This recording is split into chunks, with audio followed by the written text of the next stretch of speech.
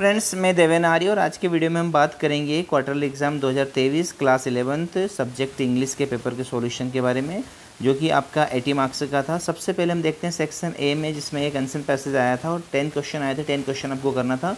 Answer passage था आपके जो है फिटनेस के बारे में कि आप कितना वर्कआउट करते हैं, और एक स्टडी के अनुसार आप जितना यदि 30 मिनट वर्कआउट करते हैं डेली तो आप बिल्कुल है ना अपने आप को फिट रख सकते हैं। तो इसके इंपॉर्टेंट क्वेश्चन हम देख लेते हैं फटाफट। मैंने मार्क भी किया हुआ है, आप इसमें मिला लीजिए कि how does exercise improve muscles strength by regular activity, और how does our focus sharpen through working out an hour before an important task.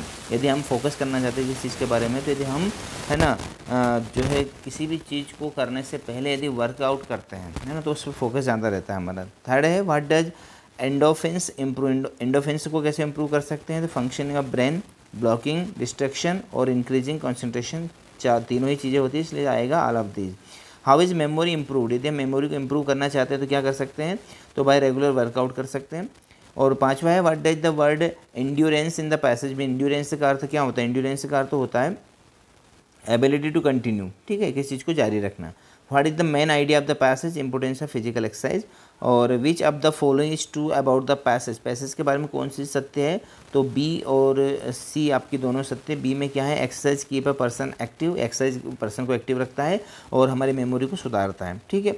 और आठवां क्वेश्चन हम देख लेते हैं इसका। आठवां question, how can we get our work done. हम अपना काम कैसे ठीक से कर सकते हैं, तो बाय वर्कआउट, वर्कआउट के द्वारा, ओके। चलिए बात करते हैं क्वेश्चन नंबर 9 की। विच of the correct synonym of the word है डिस्ट्रैक्शन। डिस्ट्रैक्शन का सिनोनिम से क्या होता है, समानार्थी क्या होता है, तो डाइवर्जेंट, ठीक है। और अगला है it is believed that you will be at your peak when you perform. तो which of the following gives the correct meaning of the underline word in the above sentence. तो देखते हैं इसका सही आंसर क्या आएगा। तो इसका सही आंसर होता है स्पेसिफिक टाइम, ओके।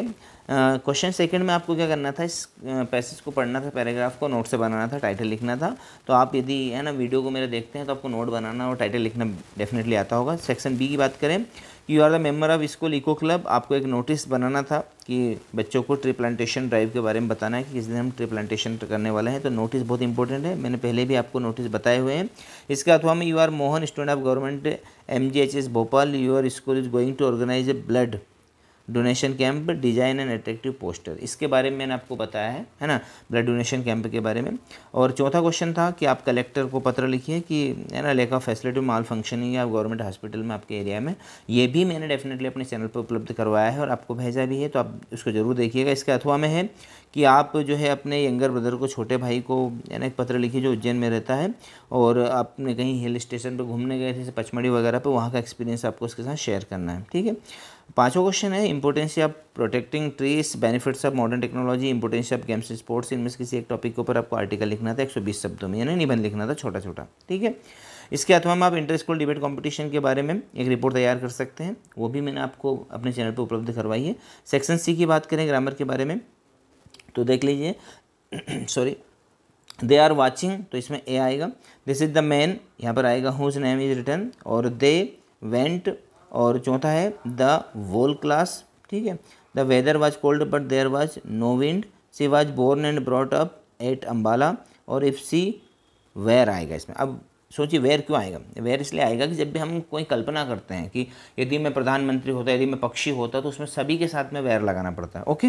चलिए अब बात करते हैं डू एज डायरेक्टेड में, यानी 5 करना था। वी डिड इट, इसका सही सॉरी है ना, वी डिड इट, इसका सही क्या आना चाहिए, तो इसका सही आना चाहिए चेंज इनटू नेगेटिव में। नेगेटिव बनाना है हमको, तो नेगेटिव में हम क्या करेंगे, नेगेटिव में ये पास्ट इंडेफिनिट का वाक्य है, तो क्या आएगा इसका वी है ना, did not do it, we did not do it, okay.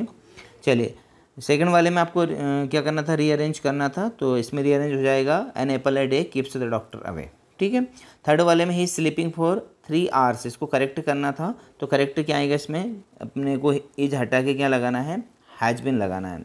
He is very poor, he can not pay his fees, तो सो दैट का इस्तेमाल करना है, तो he is so poor that he can not pay his fees. They are playing football, इसका voice change करना था, तो football is being played by them. Raja cried for milk, इसको प्रेजेंट इंडिफिनिट में चेंज करना था, तो Raja cries for milk, okay. Question number 8 की बात करें, तो ये आपका है ना जो सेकंड लेसन है उसमें से लिया गया है कि वी आर नॉट है ना, afraid to die if we are together, यदि हम साथ में रहते तो हमको मरने से डर नहीं लगता, वो वाले लेसन में से। तो what was the occupation of writer, writer का ऑक्यूपेशन ने व्यवसाय क्या था, तो बिजनेसमैन था वो। और सेकंड क्वेश्चन है व्हाट डज सी फॉरिंग मीन्स, सी फॉरिंग का अर्थ क्या होता है, सी फॉरिंग यानी कि जो रेगुलर ट्रेवलिंग बाय सी, है ना, जो हम सी में यदि समुद्र में रेगुलर ट्रेवल करते हैं तो जो हमें स्किल से पता होनी चाहिए उनको सी फॉरिंग, है ना, कहते हैं। थर्ड वाला होता है what was the name of their boat, उनकी बोट का नाम क्या था, वेव वॉकर था। और which of these is similar in meaning to leisure, leisure का अर्थ क्या होता है, फ्री टाइम होता है। Give verb from the word explorer, explore, है ना, एक्सप्लोर होती है इसकी वर्ब एक्सप्लोरर की, ठीक है। चलिए नौवां क्वेश्चन है, इसमें आपको क्या करना था, ये एक पोइट्री वाले सेक्शन से आया था एक्सट्रैक्ट, तो इसके सिर्फ आंसर आप देख लीजिएगा। What is describe as sleek in the poem, तो गोल्ड फिंच। और who comes to feed the young ones, goldfinch आता है। Who give shelter to the bird and her young ones, तो लेबरनम ट्री, ठीक है। इसका जो B वाला क्वेश्चन है इसका आंसर देख लीजिए। Who is the narrator trying to visit the story, तो इसका आएगा answer the narrator's own home. और सेकंड क्वेश्चन है how old is the girl who answer the door during the narrator's second visit, तो about 15 years. और third वाले का B answer आएगा और फोर्थ वाले का ए आएगा, है ना। बाकी इसके बाद में आपके कुछ क्वेश्चन आंसर आए थे, तो मैंने आपको इस पेपर के पहले बहुत सारी तैयारी करवाई थी और उन्हीं में से सारे क्वेश्चन आए हैं। आपका नोटिस है, एडवर्टीजमेंट है ना, निबंध वगैरह सब उसी में से आए थे। तो यदि आप, है ना, बेहतर एग्जाम की तैयारी करना चाहते हैं तो चैनल को सब्सक्राइब करिए। हमारे चैनल के माध्यम से आपको इंपॉर्टेंट वीडियोस मिलते रहेंगे। Thank you very much for watching my video and please share और लाइक ज़रूर कर दीजिएगा। धन्यवाद।